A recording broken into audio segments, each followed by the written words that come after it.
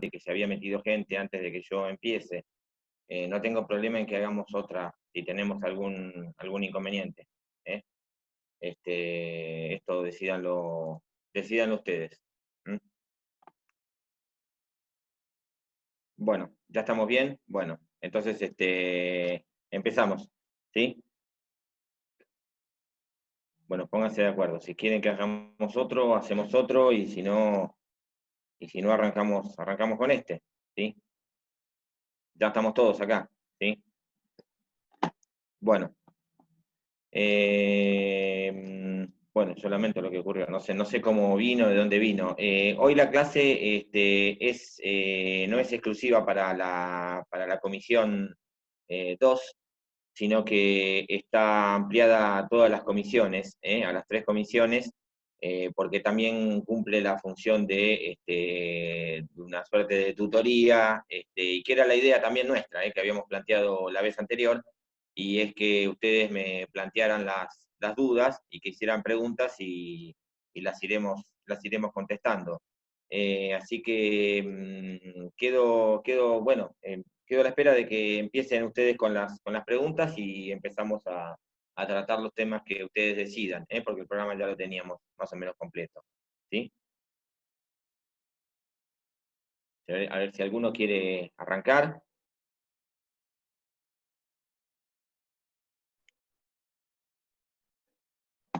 No, escriban por el chat. Por el chat las preguntas, yo las voy viendo. Ah, igual ya se pudo. ¿Me escucha? Bien.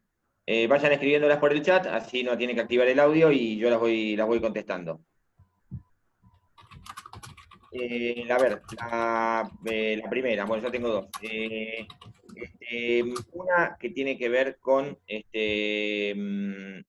alguien que está pidiendo, Diana, está pidiendo la admisión. No soy yo el administrador, porque la armaron los chicos del centro de estudiantes. Respecto del parcial, dice, nos tocaron preguntas de elementos a los que estudiamos teoría. En realidad, el programa de elementos eh, es más amplio, sí, es más amplio que los de teoría. Van a estar divididos, están agrupados están por grupos, van a ir por grupos. Lo del viernes pasado fue precisamente una prueba para ver, para que no pasen en el parcial los errores que pueden haber ocurrido el otro día, y uno de ellos fue ese.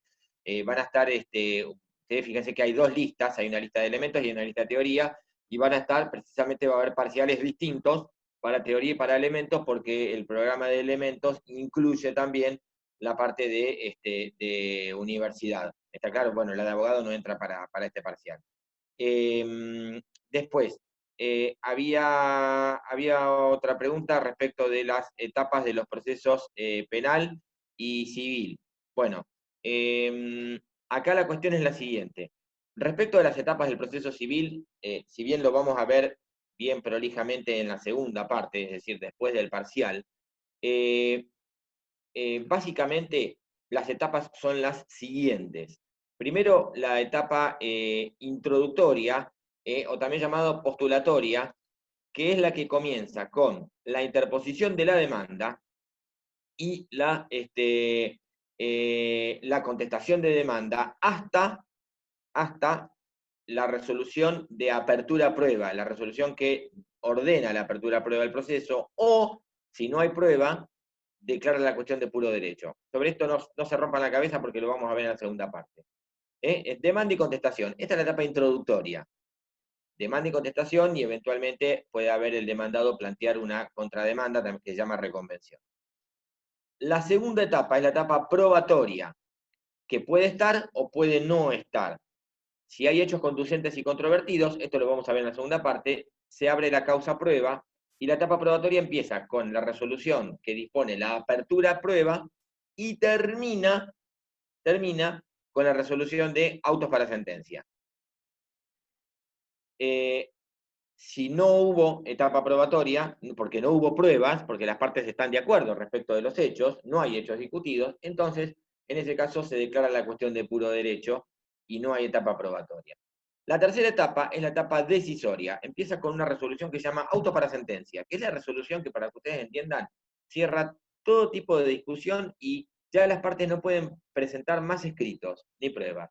No pueden hacer absolutamente más nada. A las partes lo único que les queda es esperar la sentencia. Esta etapa, la etapa decisoria, empieza con la resolución de autos para sentencia y termina con la sentencia, que en realidad es el paso que sigue. La etapa siguiente es la etapa recursiva. La etapa recursiva o de impugnación es la etapa que se abre cuando las partes impugnan, recurren a la sentencia, interponen, por ejemplo, un recurso de apelación contra esa sentencia y van a la segunda instancia, que es la Cámara de Apelaciones, ¿sí? Inclusive esta etapa puede continuar con un recurso extraordinario a la Suprema Corte de la provincia e inclusive, esto ya es más excepcional, con un recurso extraordinario federal a la Corte Suprema de la Nación. Ahí ya no tenemos más recursos, ahí terminaría el proceso. Una vez que la sentencia está firme, y, es decir, que ya no se puede impugnar de ninguna manera, entonces la parte condenada tiene que cumplir esa sentencia, ¿sí? La falta de cumplimiento de esa sentencia habilita a la parte que ganó a ejecutarla forzosamente, porque este es precisamente uno de los elementos de la jurisdicción, la executio, es decir, la posibilidad de hacer cumplir la resolución judicial, la sentencia, de forma forzosa ante el incumplimiento, ¿sí? Esa es la etapa ejecutoria, ¿sí? Es la etapa que lo que persigue es el cumplimiento forzoso de la sentencia que ya está firme. En el proceso penal, las etapas son las siguientes. Hay una primera etapa que es la etapa de instrucción, la etapa de investigación, que se llama instrucción penal preparatoria. Generalmente todos la conocen con la sigla IPP, ¿sí? Pero que significa instrucción penal preparatoria. Es decir, la finalidad es la investigación del hecho, si ocurrió o no ocurrió el hecho, determinar obviamente si es delito, y quién en principio son los responsables. En principio, no estamos condenando a nadie. Esa etapa puede ser que si no hay pruebas que indiquen la existencia de un delito, de comisión de un delito, o sí que existió el delito, pero no hay pruebas respecto de quién o quiénes son los responsables, puede ser que esa etapa termine en el archivo de las actuaciones, o puede ser que se determine el delito, la existencia del delito y quién son los responsables, pero no hay elementos para suponer que esas personas tienen culpabilidad penal, ¿sí? Entonces el fiscal dice, yo no los puedo llevar a un juicio penal porque no tengo elementos en donde apoyarme en una acusación. Entonces, en ese caso, pide el sobreseimiento y el juez correccional o el tribunal criminal, según el caso, según el delito, más o menos de 6 años, va a dictar el sobreseimiento, ¿sí? El sobreseimiento ahí termina el proceso penal. Ahora, en el caso que el agente fiscal decida elevar la causa a juicio, pasa a la segunda etapa, que es la etapa de juicio propiamente dicho, juicio que se desarrolla oralmente, ¿sí? Es decir, ante un juez correccional, ante un tribunal criminal, según el delito, si es de más o menos de 6 años de prisión o reclusión la pena, y eso termina con una sentencia, ¿sí? Esa es la segunda etapa, la etapa de juicio. Todas las pruebas, esto lo explicábamos, todas las pruebas que se desarrollaron durante la instrucción, en la medida que puedan ser reproducidas, un allanamiento obviamente que no, pero la de una declaración testimonial, el testigo tiene que volver a declarar en el juicio oral. Si no, la declaración que prestó en la instrucción no tiene ninguna validez. Esto termina con una sentencia, ¿sí? La sentencia que ustedes ven ahí, normalmente en los medios de comunicación, el juez correccional o el tribunal criminal da lectura primero al veredicto, culpable o inocente, y después a la sentencia con los fundamentos, ¿sí? Esa sentencia obviamente puede ser impugnada, entonces viene una etapa de impugnación, acá, igual que en el civil, viene la etapa de impugnación ante, en algunos casos, la Cámara Penal, ¿sí? En delitos de menos de 15 años, en otros casos al Tribunal de Casación Penal, en la provincia de Buenos Aires, y después de eso, un recurso extraordinario, hay otra etapa de impugnación, u otro recurso, mejor dicho, dentro de la misma etapa de impugnación, que es el recurso extraordinario a la Suprema Corte de la Provincia y eventualmente a la Corte de la Nación, recurso extraordinario federal. Esa sentencia, una vez que queda firme, tiene que ser cumplida. Entonces, una vez que, supongamos que la sentencia dispone de una pena de prisión para el imputado, lo notifican y tiene que presentarse a los efectos de que se proceda a su detención, o directamente, ya cuando lo notifican, se procede a su detención. Ahora, puede ser que el imputado se hubiese fugado. En ese caso, hay que proceder a la ejecución de la sentencia, es decir, y determinar la aprehensión forzosa del imputado. También puede ser que el imputado lo notifican y se presenta y queda detenido.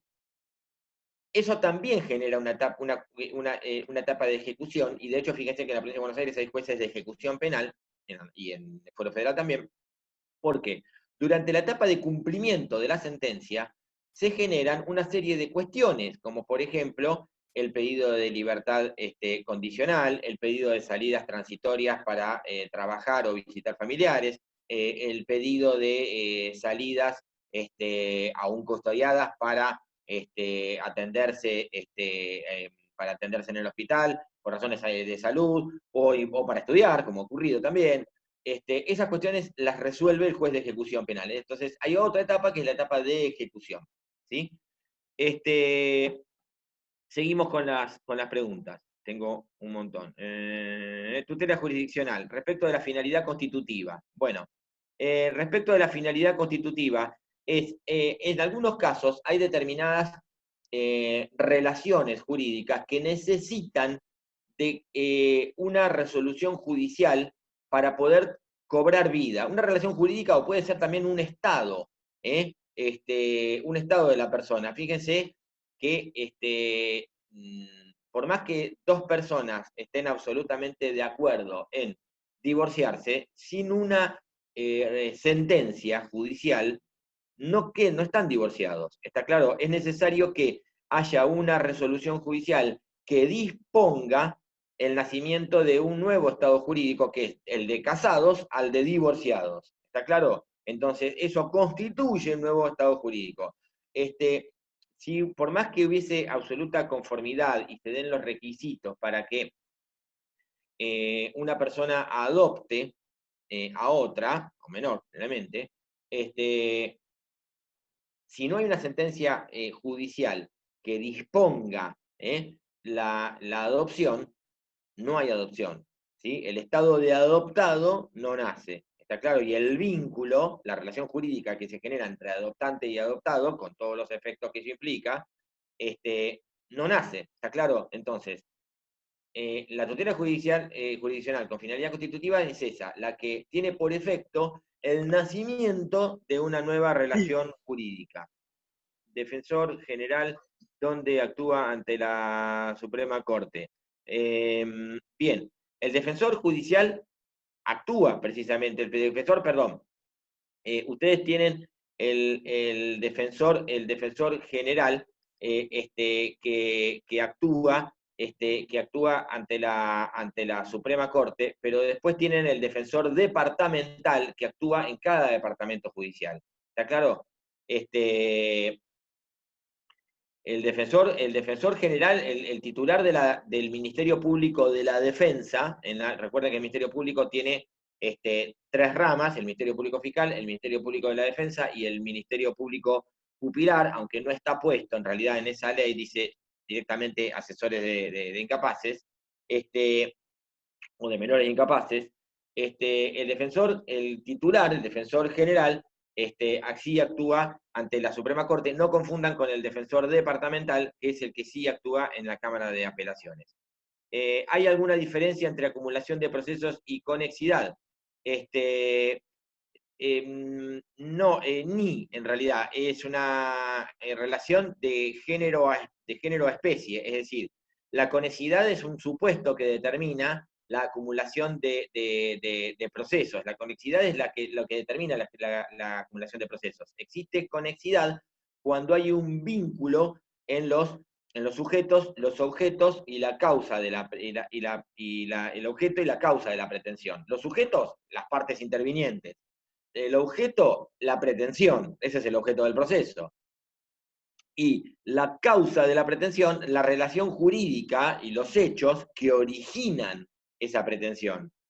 Un contrato, un accidente de tránsito, la ocupación de un inmueble, un determinado vínculo familiar. Entonces, la conexidad se va a producir cuando lo que se resuelva en un proceso pueda tener incidencia con lo que se resuelva en otro, o con lo ya resuelto en otro, porque a veces cuando hay un proceso que ya está terminado, ahí ya lo que se provoca, lo que provoca es que haya una defensa de, que lo vamos a ver en la segunda parte, de cosa juzgada. Es decir, lo que ustedes plantean es, esto ya se discutió y ya se juzgó y tiene sentencia firme. Pero si hay dos procesos todavía abiertos, en trámite, eso va a provocar la identidad parcial, es decir, que son iguales en algunos aspectos, en los sujetos, en el objeto, en la causa de la pretensión, va a generar la acumulación de los procesos. Yo les ponía ejemplos la otra vez por ahí muy sencillos, como puede ser que chocan Juan y Pedro, Juan le inicia un juicio por los daños y perjuicios, por los daños sufridos en el accidente, a Pedro por su lado, y Pedro le inicia otro a Juan por el otro. Tramitan en juzgados distintos, podría llegar a ser que un juzgado le dé la razón a Juan y otro a Pedro, lo cual sería un escándalo jurídico, ¿está claro? Entonces, se tiene que acumular y tiene que un solo juez dictar la sentencia, ¿sí? Ya explicamos sobre cuál es el que va a quedarse con los dos procesos, entre comillas, quedarse, cuál es el que previno, ese es el término procesal, el que primero notificó la demanda. Y se dicta una sentencia única. Hay supuestos que son un poquito más complejos, ¿eh?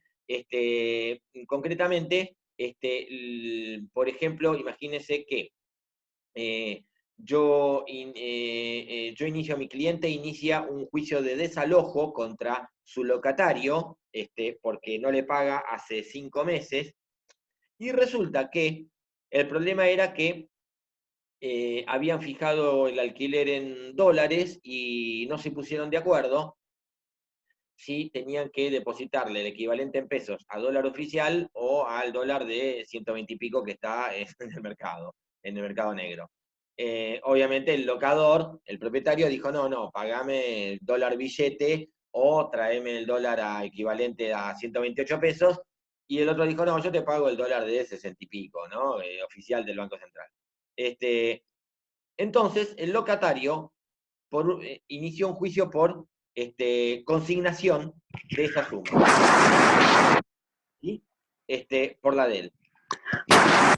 Por un lado, el locador dice, pido el desalojo porque hace 5 meses que no me paga. Y por otro lado, el locatario dijo, acá están los 5 meses pagos en otro proceso. Obviamente lo que se resuelva en uno tiene incidencia en el otro, porque si el pago está bien hecho o está mal hecho, eso va a generar que es lo que se va a resolver en la consignación, en el juicio en el proceso de consignación de alquileres, va a tener incidencia en si es procedente o no el desalojo. ¿Está claro? Si el pago está mal hecho, es procedente el desalojo. Si el pago está bien hecho, no hay motivo para desalojarlo. Entonces, si bien son procesos donde las pretensiones son distintas, uno reclama desalojo, otro consignación de alquileres, los sujetos son los mismos y la causa de la pretensión, la relación jurídica, que es el contrato de alquiler, el contrato de locación, es la misma. ¿Está claro? Otra.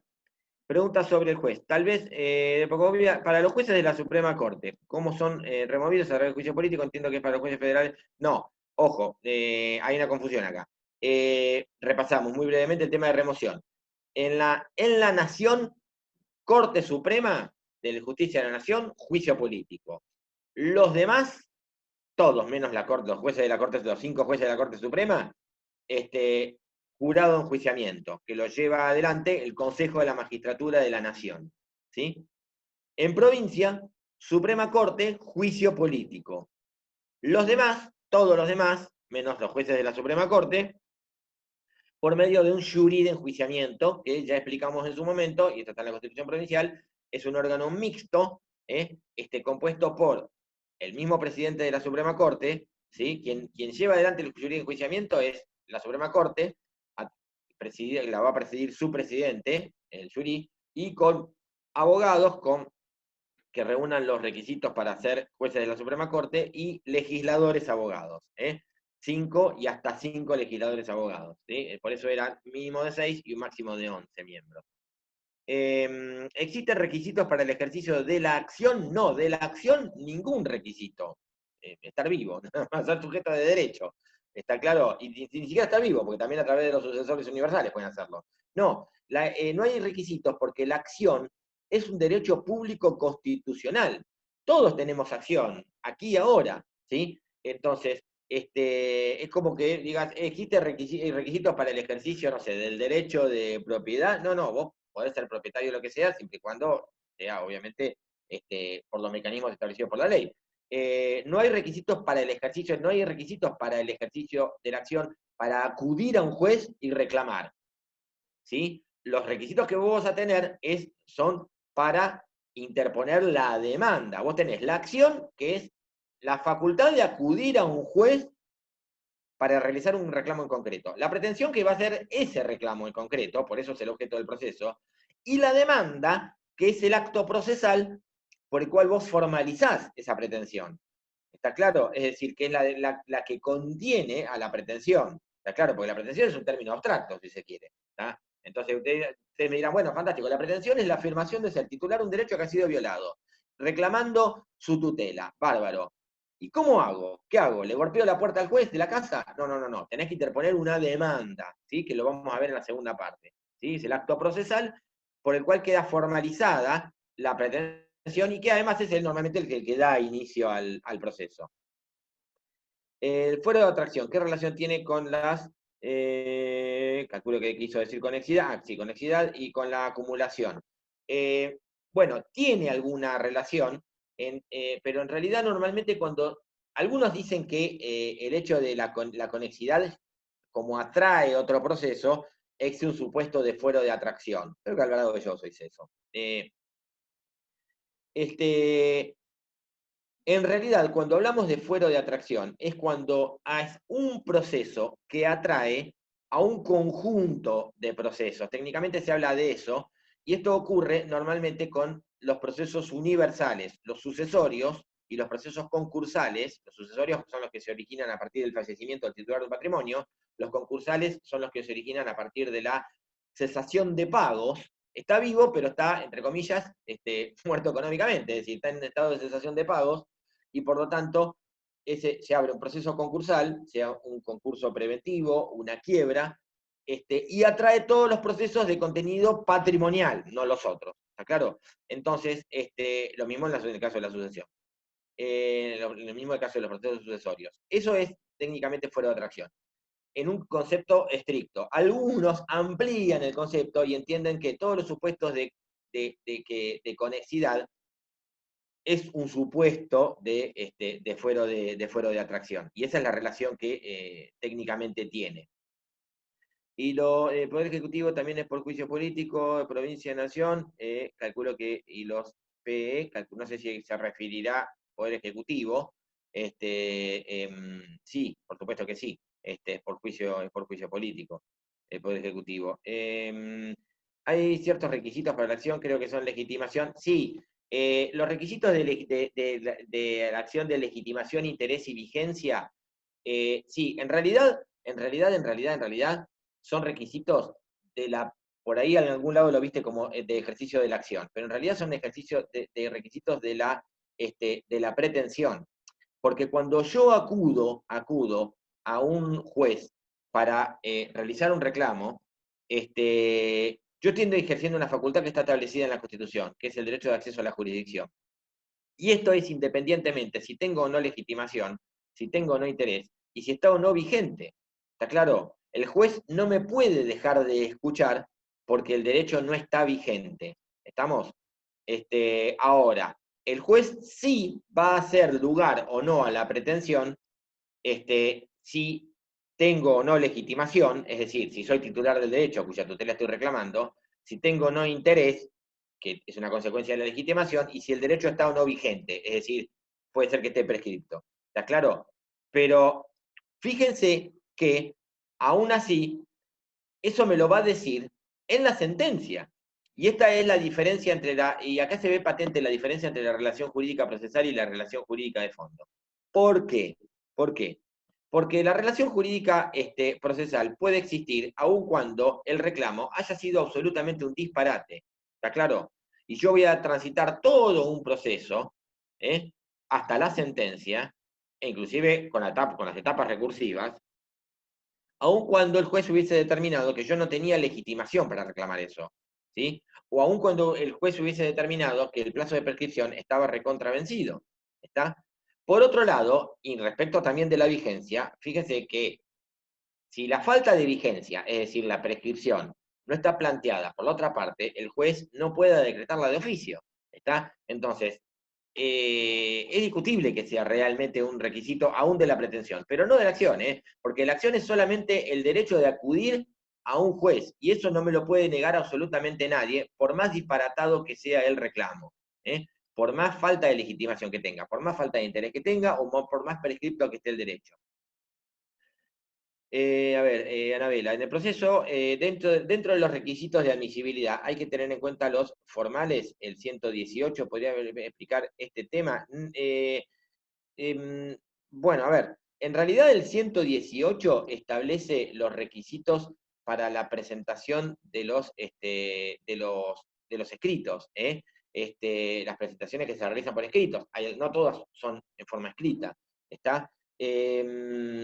El requisito yo no sé si los requisitos de admisibilidad, respecto a los requisitos de admisibilidad, repito lo que dije recién, son los requisitos de admisibilidad de la pretensión, que tiene que ver, sí, obviamente, con la legitimación, con el interés, que es una consecuencia de la legitimación, y con la vigencia del derecho, pero que es algo que se va a determinar, a veces al inicio del proceso y a veces al final. Yo no me quería meter, pero nosotros en la segunda parte vamos a ver que hay un tipo de defensas que puede plantear el demandado, que son las excepciones procesales. Las excepciones procesales apuntan a que tiene que haber determinados presupuestos procesales. Esos presupuestos procesales, que ustedes llaman requisitos de admisibilidad, por ahí en algún libro lo vieron de esa manera, son precisamente la legitimación, la competencia del juez, la vigencia del derecho, que no haya habido un proceso, lo que decíamos recién, que no haya habido un proceso previo por los mismos sujetos, objetos y causa, ya sea pendiente o definitivamente de admisibilidad, y que en realidad son, otros lo llaman presupuestos procesales. Pero no creo que tenga que ver con el 118. El 118 en realidad se refiere a los requisitos de los escritos judiciales, algo que en esta parte nosotros no vemos porque lo vemos en la segunda parte cuando veamos actos procesales. Daniela Fusilieri, petición extracontenciosa. Bueno, ¿qué es la petición extracontenciosa? Nosotros dijimos que hay dos tipos de procesos, hay varios tipos de procesos, pero uno de los criterios de clasificación es si existe o no una controversia. Si existe una controversia, el proceso es contencioso y el objeto del proceso es precisamente la pretensión. Cuando se pide la tutela de un derecho que ha sido violado, un derecho en forma específica. Ahora, los procesos también pueden ser voluntarios. En ese caso, el objeto no es la pretensión, porque no estamos reclamando la tutela de un derecho que ha sido violado, porque no hay controversia. En ese caso, el objeto es la petición. La petición es precisamente la finalidad del proceso voluntario. Es decir, es el pedido formulado al juez a los efectos que constituya, integre o le acuerde eficacia a una situación o a una relación jurídica. El ejemplo que dábamos al principio, cuando hablamos de tutela constitutiva, bueno, es un ejemplo de eso, cuando le pedimos que declare el divorcio.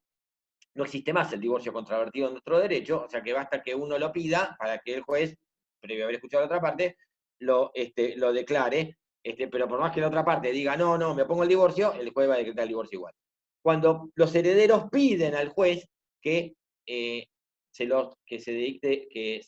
abra la sucesión del fallecido, del causante, se llama técnicamente, y que se los declare como herederos, mediante una resolución que se llama declaratoria de herederos. Eso también es un proceso voluntario. ¿Está claro? Hacen hacer una nueva relación jurídica, o constituye una nueva relación jurídica, divorciados, herederos, o sucesores universales, etc. ¿Sí? Pero no se pide la tutela de un derecho que ha sido violado, sino que se constituya, que se integre, decíamos el ejemplo de la otra vez, el menor que no tiene los 18 años que le pide la ley para casarse y que necesita la autorización judicial. Para integrar esa relación jurídica, para constituir esa relación jurídica, necesita un elemento, la edad. No lo tiene y pide la autorización o venia judicial. Entonces, en ese caso, ese proceso voluntario o esa petición extracontenciosa, la finalidad que tiene es integrar una relación jurídica, completarla, traerle la ficha que le faltaba, para que ustedes entiendan.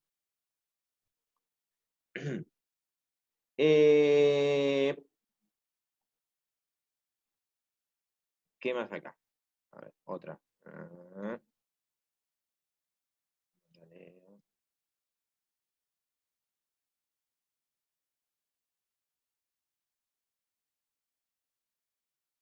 Hay otra más. Acá dice, ¿qué es la avocación? No sé si me podés aclarar en dónde la viste. ¿En dónde lo te viste? Porque por ahí lo he visto con otro concepto, con otro nombre. Si me podés explicar en qué punto viste esto de la vocación. Y con gusto te lo contesto. Pregunta, el Consejo de la Magistratura de Nación, con respecto a las atribuciones en el cual es administrar el presupuesto del Poder Judicial, es que de los jueces es de los jueces federales porque la Corte Suprema maneja su propio presupuesto. Claro, sí, es el de los jueces federales, es el del resto del poder judicial de la nación. En el simulacro preguntaron si el debido proceso se incluía los principios del artículo 19. Bueno, a ver, supongo que doy por descontado que es el artículo 19 de la Constitución, ¿no? Que es el principio de que todo lo que no está prohibido está permitido. Sí, pero en realidad el debido proceso tiene que ver más que nada con aquellas cuestiones que tengan que ver con el trámite del desarrollo de un proceso. No es exactamente el artículo 19, en realidad son los que están en el artículo 18, ¿sí? Después, el debido proceso se incluye en el 18, pero me quedó la duda después. No, es en el 18. Conflicto de competencia, inhibitoria y declinatoria, ¿cómo se resuelve? Bueno, sabía que iba a estar esta pregunta, y si no, el tema lo iba a tocar yo directamente. El conflicto de competencia. Piensen ustedes que, primero, el conflicto de competencia se genera cuando dos o más jueces se arrogan la competencia sobre un mismo caso, o los dos consideran de que no son competentes, ¿sí? Es decir, existe una discusión respecto de quién es competente en un determinado proceso. La regla que establece el Código Procesal es que en principio se plantean por vía de declinatoria, lo cual implica hablar de las dos formas de discutir, de plantear un conflicto de competencia. Uno es que quien quiere plantear la incompetencia del juez se presente ante el mismo juez que está interviniendo. Al demandado hay un juicio que tramita en el Juzgado Civil Comercial número 2 del Departamento Judicial Mar del Plata. Al demandado le notifican la demanda. Y el demandado va a ver a un abogado y el abogado dice, sí, pero en realidad esto tendría que tramitar en otro juzgado, no en el 2, en otro juzgado. Se presenta ante el mismo, hace una presentación ante el mismo juez del juzgado 2 de Mar del Plata y le plantea su incompetencia, ¿sí? A través de una declinatoria. En realidad, la defensa se llama excepción de incompetencia. que es un poco lo que mencionábamos hace un ratito. Lo que le va a decir es, acá le falta un presupuesto procesal, usted tiene que ser competente, y usted no es, de acuerdo a la distribución de reglas de competencia, usted no es competente. En vez de intervenir el juez del Juzgado Civil 2 de Mar del Plata, debería intervenir el juez del Juzgado Civil 8 de Mar del Plata. ¿Sí? Eso está planteado por declinatoria. ¿Sí? La incompetencia se plantea ante el mismo juez que está interviniendo. Ahora, hay otra posibilidad, y es que la incompetencia se plantee ante el juez que considero que debería intervenir. Volvemos para atrás. El proceso tramita en el Juzgado Civil y Comercial número 2 de Mar del Plata, y ¿qué es lo que ocurre? Le notifican la demanda al demandado que vive en la ciudad de Bahía Blanca, ¿sí? Y el demandado entiende que el proceso, en vez de tramitar en Mar del Plata, en el Fuero Civil y Comercial de Mar del Plata, debería tramitar en el Fuero Civil y Comercial de Bahía Blanca. ¿Qué hace? Se va a presentar ante un juez de turno del Fuero Civil y Comercial de Bahía Blanca, ¿sí? Y le va a pedir, que se declare competente y que mande a pedir las actuaciones para resolver ese pedido de incompetencia. Lo que le va a decir, mire, señor juez de Bahía Blanca, a mí me notifican una demanda que está en el Juzgado Civil y Comercial número 2. Yo considero que debería tramitar acá.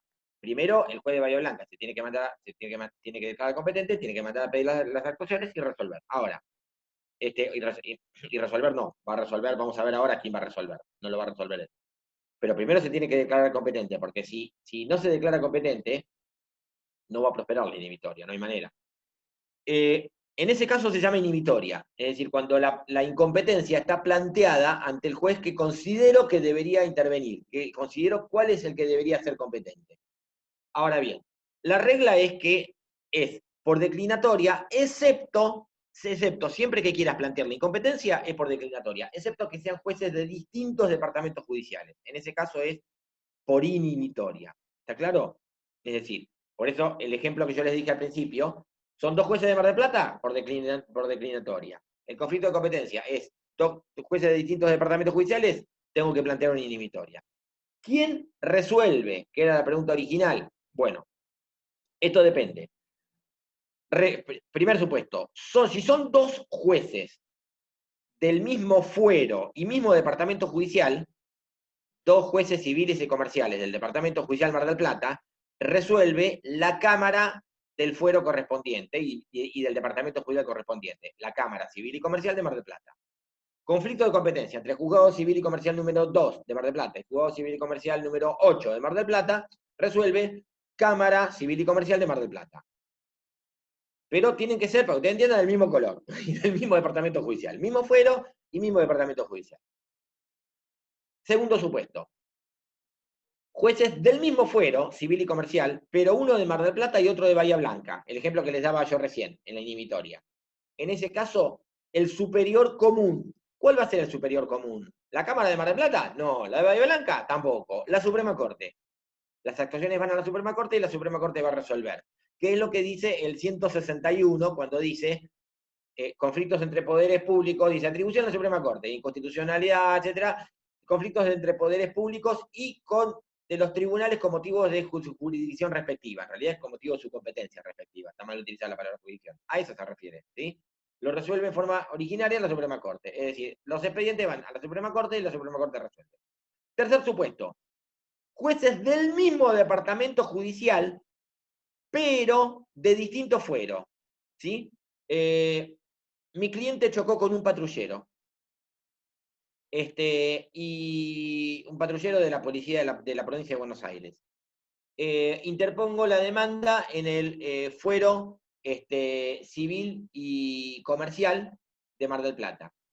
Y cuando me contesta el fisco de la provincia de Buenos Aires, la Fiscalía de Estado de la provincia de Buenos Aires, es decir, el fisco de la provincia, me dice, no, planteo la incompetencia porque esto debería tramitar en el fuero contencioso administrativo. Fuero contencioso administrativo es competente en las cuestiones donde la provincia es parte, ¿sí? El fisco provincial o la municipalidad es parte. Entonces, en esos casos de acciones de responsabilidad. Entonces, ¿quién va a resolver conflicto entre juez civil y comercial de Mar del Plata, juez contencioso administrativo de Mar del Plata, va a resolver la Suprema Corte, el superior común, ¿sí? Ni la Cámara Civil, ni la Cámara Contencioso Administrativa. Entonces, pasando en limpio, el superior resuelve siempre el superior común. La Cámara del Fuero, si son jueces del mismo departamento y el mismo fuero. De lo contrario, la Suprema Corte. ¿La declinatoria inhibitoria la presenta siempre el demandado? Sí, en principio sí podría llegar a presentarla el actor si estuviera contestando una reconvención, sería un supuesto muy excepcional, pero si no, en principio sí, siempre el demandado. Otra pregunta, a ver.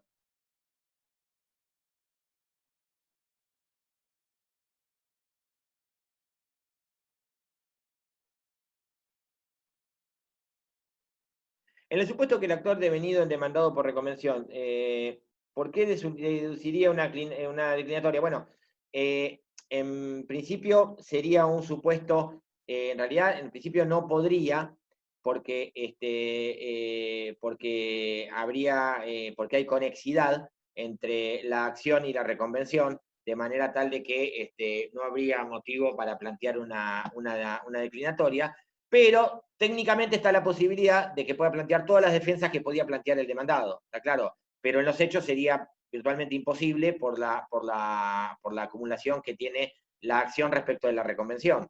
El juez competente en la reconvención siempre es el mismo que es el competente el mismo que la pretensión principal, ¿sí? El atado demandado, declaratoria indemnatoria, si lo hace el juez, si lo hace el juez, declaración oficiosa, sí. Siempre, obviamente, yo me refería a la declaratoria inhibitoria, pero siempre está la posibilidad de que el juez se declare incompetente de oficio en el primer despacho. Una vez que no lo hace, no lo va a poder hacer más adelante. Otra pregunta. Me quedó pendiente de la vocación, si me puede explicar dónde lo vio, lo de la vocación.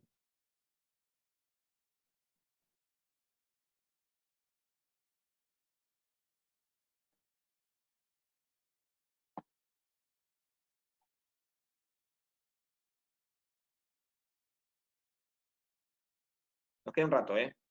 Queda más de 15 minutos. Tenemos hasta las 4:15 el Zoom habilitado.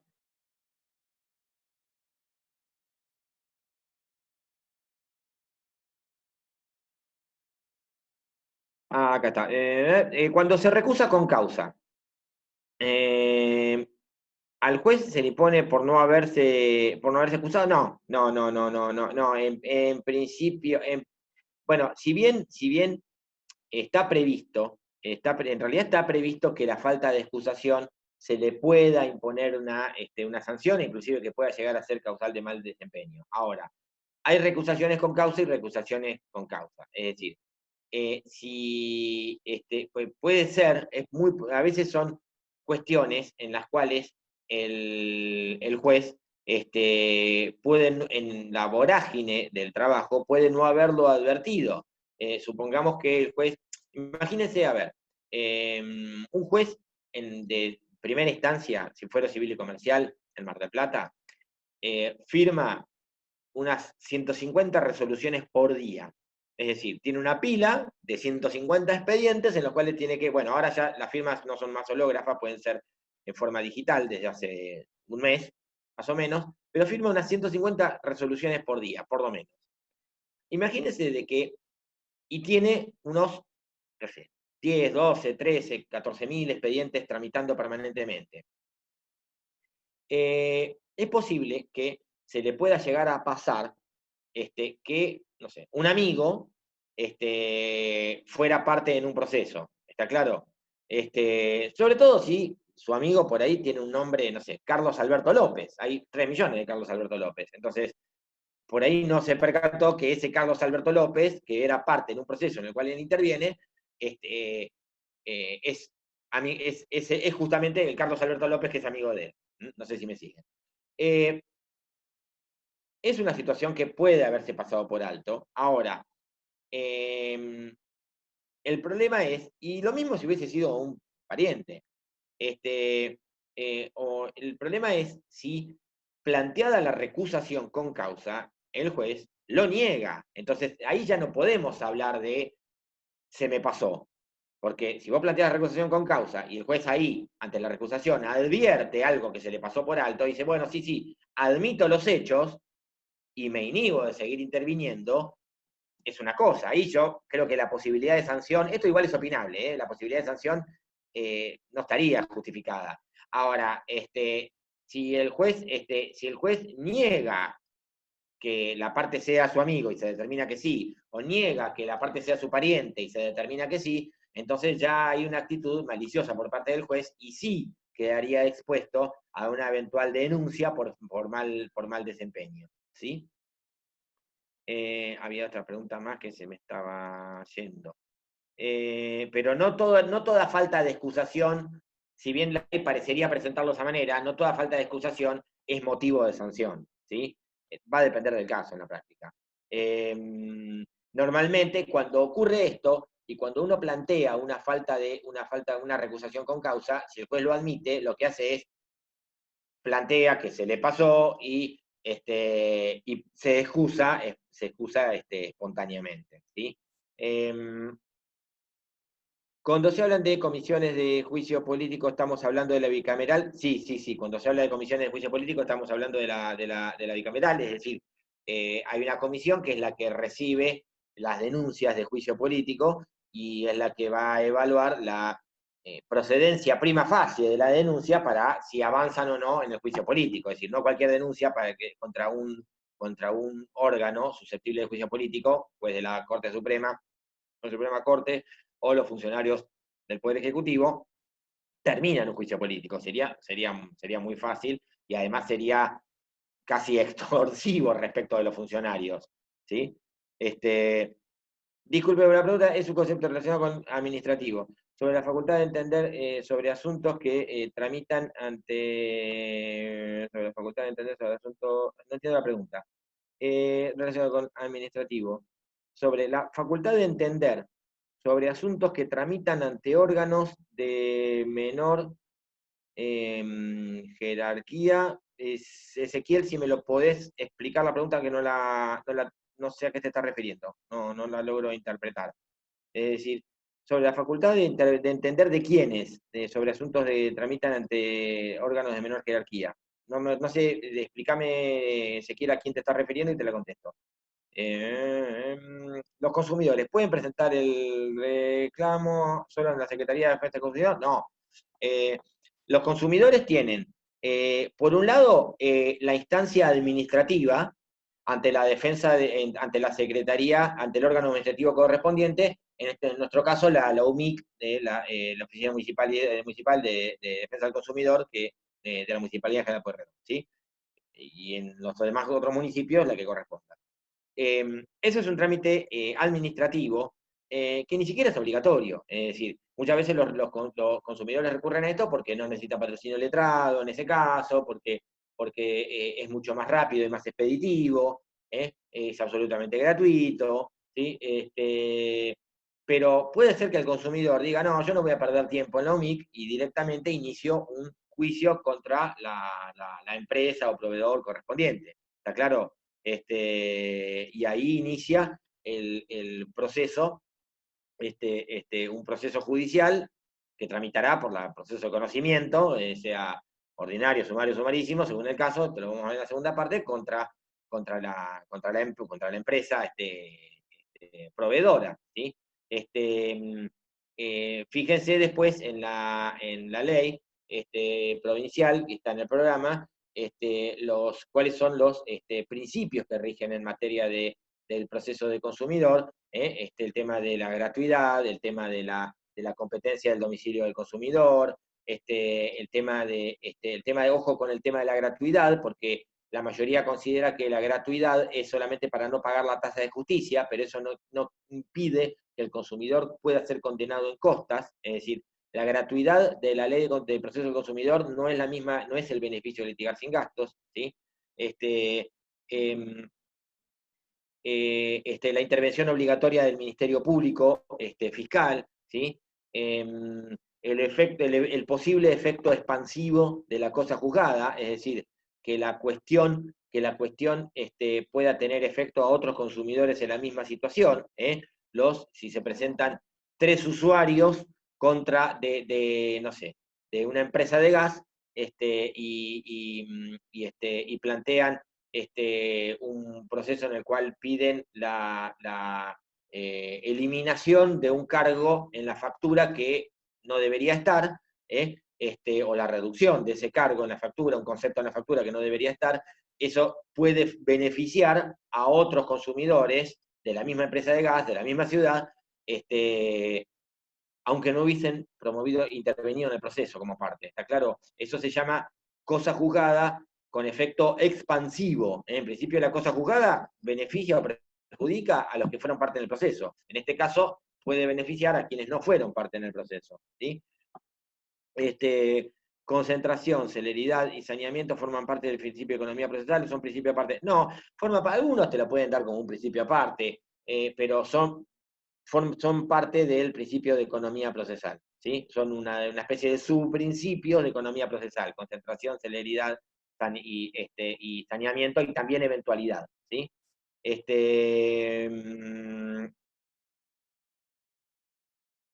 Se refiere a vocación, sigo sin entender lo de la vocación. ¿Otra pregunta?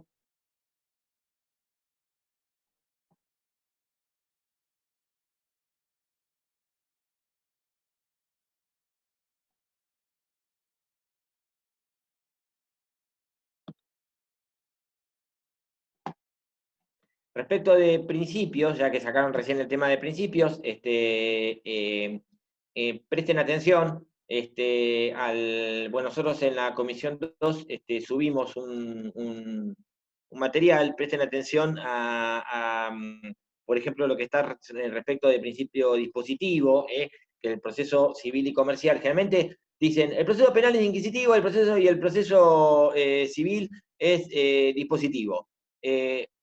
Yo les digo, no, no es tan así. El proceso civil en principio es dispositivo, pero no es totalmente dispositivo. ¿Por qué? A ver, el principio dispositivo se manifiesta en determinados ítems: iniciativa, impulso, aporte de los hechos, aporte de las pruebas, disponibilidad del derecho. ¿Qué es la disponibilidad del derecho? Que yo con el derecho del cual soy titular puedo hacer lo que se me da la gana. Delimitación del tema decidendum. En algunas cosas el proceso civil es 100% dispositivo. Por ejemplo, en la iniciativa. Si no hay, la pretensión civil es privada, esto ya lo explicamos. No hay una persona que interponga una demanda, no hay proceso civil. No puede haber un proceso civil iniciado de oficio. En eso sí. Ahora, en el impulso lo puede dar el juez de oficio, no necesariamente lo tienen que dar las partes. En las pruebas, el juez puede ordenar todas las pruebas que considera necesarias para el esclarecimiento de los hechos. En el aporte de los hechos sí es dispositivo, el juez no puede salirse de los hechos planteados por las partes. En la delimitación del tema decidendum, lo mismo, el juez no puede salirse de la pretensión y la defensa, si no estaría violando el principio de congruencia. Y en la disponibilidad del derecho, en principio el proceso civil es dispositivo, pero con ciertas limitaciones. ¿Por qué? Porque si la parte actora desiste totalmente de su derecho, no necesariamente el proceso termina, porque si ese desistimiento viola el orden público, el juez no lo va a aceptar, no lo va a homologar y el proceso continúa. ¿Está claro? Si ambas partes celebran una transacción para terminar el proceso y esa transacción viola el orden público, ¿sí? El juez no la va a homologar y el proceso termina. ¿Sí? Supongamos que la madre de 3 hijos menores de edad celebra una transacción con el alimentante, por lo cual, o desiste del derecho, o celebra una transacción con el alimentante, por lo cual lo dispensa de por vida de pasarle alimento a sus hijos menores de edad. ¿El juez se imagina que la va a homologar? No, obviamente que no. Entonces, ¿es totalmente dispositivo el proceso civil? Y obviamente que no es totalmente dispositivo. ¿Sí? Después, ojo con el principio de preclusión. La preclusión, normalmente ustedes piensan que la preclusión opera cuando no hago un acto en el plazo establecido por la ley. Eso, bueno, es un supuesto, que es la preclusión por omisión, pero puede ser que si yo ejecuto el acto, ya perdí la oportunidad de hacerlo nuevamente, precluyó la posibilidad de hacerlo. Esa es la preclusión por consumación. Yo tengo 15 días para contestar la demanda, y la contesto el día 8, y después vuelvo al estudio, y me doy cuenta, leyendo la contestación, que me olvidé de algo, no puedo el día 9 ampliar la contestación. No, ya perdí la posibilidad de hacerlo. Yo tenía una sola bala que ya la utilicé, para que ustedes entiendan. ¿Sí? Y la preclusión por incompatibilidad. Si yo presto expresa conformidad a un determinado acto procesal, no puedo después, aunque esté dentro del plazo procesal, impugnarlo. A mí me notifican una sentencia. Yo presento un escrito diciendo que me notifico de la sentencia y que la consiento. Después vuelvo y digo, no, ¿cómo puedo consentir? Ni loco la consiento. Y presento un escrito, aun cuando esté dentro del plazo para interponer el recurso, diciendo, interpongo un recurso de apelación. No, porque yo ya la consentí la sentencia. Precluyó la posibilidad por incompatibilidad. Si consiento, no impugno. ¿Estamos? Porque es exactamente lo contrario. Respecto a las controversias de trabajo, ¿cuál sería el órgano de nuestra ciudad para plantear la cuestión? Las controversias de trabajo, yo entiendo que te está refiriendo, Ramiro, a todas las cuestiones de tipo de orden laboral. Sí, tenés dos instancias. Una instancia administrativa que no es obligatoria ante el Ministerio de Trabajo, ¿sí? De la provincia de Buenos Aires, y después la instancia judicial. Ahora, la instancia administrativa no es obligatoria, es decir, el empleado no necesariamente tiene que transitar la instancia administrativa, y el empleador tampoco. Supongamos que el empleado inicia el proceso administrativo, ¿por qué? Porque es más económico, porque es más rápido, y inicia un reclamo ante el Ministerio de Trabajo, en Lourdes y España. El Ministerio de Trabajo fija una audiencia y lo citan al empleador, y el empleador presenta un escrito, una nota en realidad, en la cual dice, declino de la instancia administrativa. No lo pueden obligar al empleador a transitar la instancia administrativa. ¿Está claro? No es obligatoria. Eso sí, si no dice nada y si se somete, la resolución sí va a ser obligatoria. ¿Está claro? Entonces, pero basta con presentar una nota y declino de instancia administrativa. Después está la instancia judicial.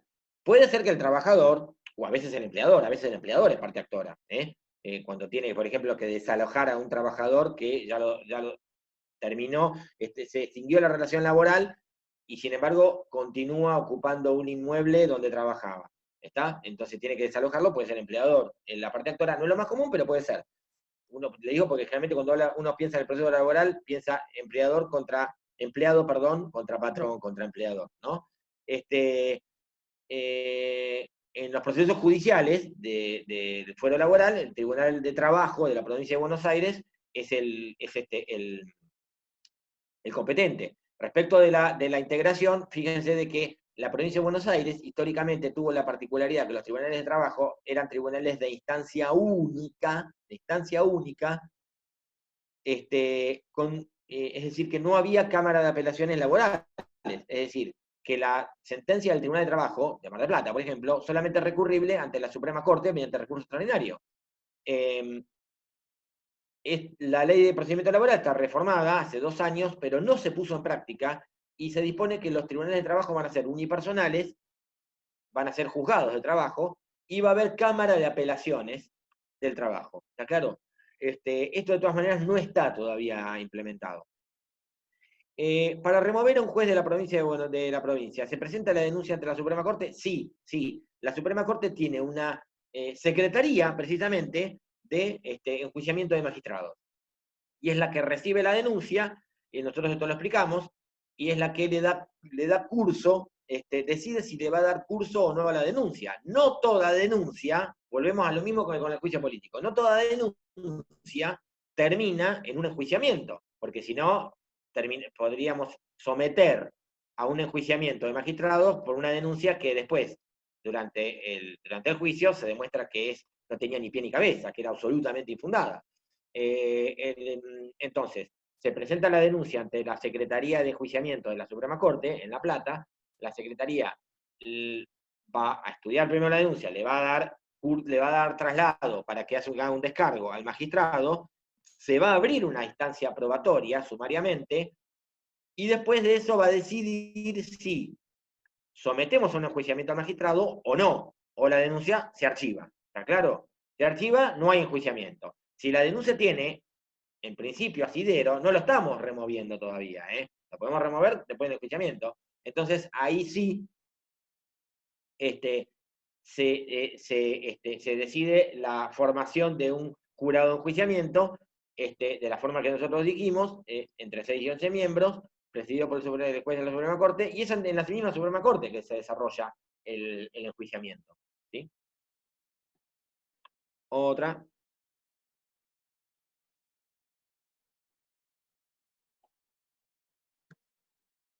Estamos una más, por ahí podemos contestar, pues estamos en 16 y 11, si no ya vamos terminando, porque tenemos hasta 4 y cuarto, porque tienen que usarlo para otra materia.